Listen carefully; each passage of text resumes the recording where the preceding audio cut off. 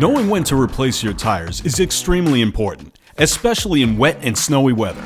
But how much tread do you need to have on your tires to operate your vehicle safely in various road conditions? Using Pocket Change, if the tread covers part of Lincoln's head, the tire exceeds the legal minimum of 2/32 of an inch. If using a quarter, covering part of Washington's head will put you at a minimum of 4/32 of an inch. On this tread depth gauge, we can see this tire is at 10/32.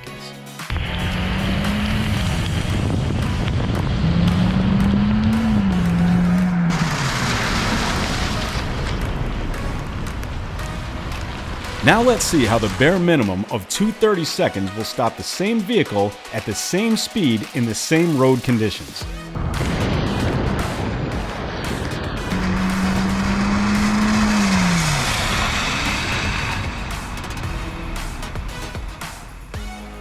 Though the legal minimum tread depth is 2/32 of an inch, Tasker recommends at least 4/32 in wet weather and 5/32 in snow.